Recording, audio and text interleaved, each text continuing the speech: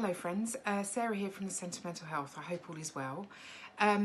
This week is half-term week for me, so I'm juggling work and spending time with my children, like many of you I guess, and also trying to avoid the news, which is interesting today, as it is every day, I guess at the moment, but nonetheless. But I thought it would be really good to talk about crisis and mental health services. And this was very much inspired by the inaugural meeting on Friday last week of the Positive Practice Special Interest Group of Crisis Services around England. And if you don't know about Positive Practice, we'll put the link alongside this video. But they really are a group of people, Tony and Angie, who scale the country looking for services that really do a number of things. They keep people at the heart of everything they do. They're looking for services that achieve outcomes, positive outcomes for individuals. And so we were delighted to partner with them and host this event.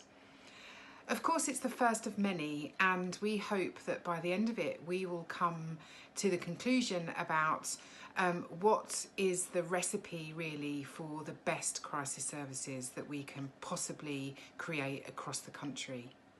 If you've read the long-term plan, the NHS long-term plan, you will see that by 23-24, we're looking to make sure that there is a 24/7 crisis service in every single area across England. Now, this is a really important commitment. I've certainly been part of many initiatives in my career looking at crisis services, and it's an area that I feel especially interested in, and was very fortunate enough to co-chair the Cambridge and Peterborough Crisis Concordat initiative when we were thinking about what type of crisis services we wanted for our area. And the NHS long-term plan has certainly included some of the things that we had put in place in Cambridge and Peterborough, for instance, access to crisis mental health support through 111. The difficulty is, I think, is that crisis means different things to different people. It can come out of nowhere, it can be triggered by a life event, and it can be certainly in response to both a long-term physical or mental illness. I've seen many people in crisis in my time, and certainly have experienced crisis myself. And it's at those moments when you really want a safe place to go. You want to go to a place where you will be seen quickly. You will be seen with compassion, and you will be given the help that you need. But so often we hear of people pitching up at A&E, for instance, and not getting what they need, having to wait for a very long time, their self-harm injuries not really being understood, being an environment where it is chaotic and really not helping a psychological crisis. And of course, if your crisis means to you that you might be hearing voices or hallucinating or feeling suicidal, you're going to want to be in a place where it is a gentle, kind, supportive environment. And you know what? A&E sometimes isn't that place.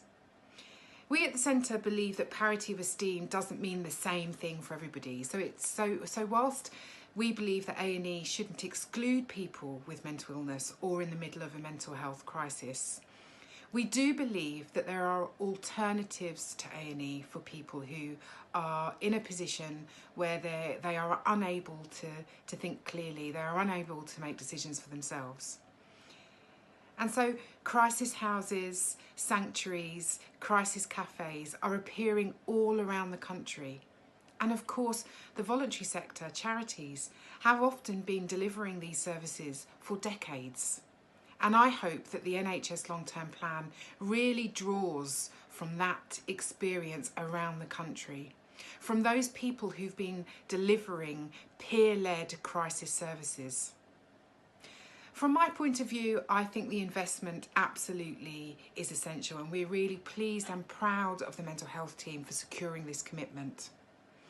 What we want to do now is make sure that we gather the best evidence, that we really understand from people what is important for them during a mental health crisis. Sometimes it's about being able to get access to friends and family. it's about being able to communicate your needs. During the Mental Health Act review, we were really clear that people in crisis often needed to be able to refer back to something that they'd already thought about, which was why we were so clear that advanced directives, advanced care planning was so important. All of these things come together to ensure that people in the middle of a mental health crisis get what they need. If you are in crisis, then there are many things that you can do. You can certainly phone the Samaritans. You can certainly go to A&E. You can look for advice now, if you're not in crisis, to try and think about what you might do should something happen. And Mind often in local areas offer services and support to help you work that through. And indeed there is information online. There isn't nothing out there for people in crisis right now. There are things in most areas.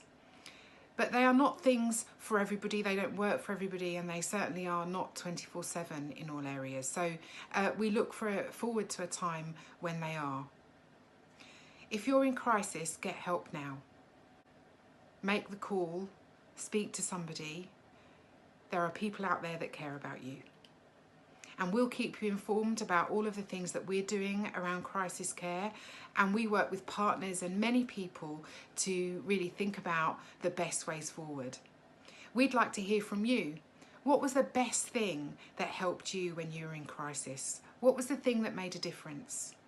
If you'd like to write a blog for us about your experiences, we'd love to hear it. So we'll see you next time. Do let us know in the meantime if there is something you'd like us to cover. Take care. Bye.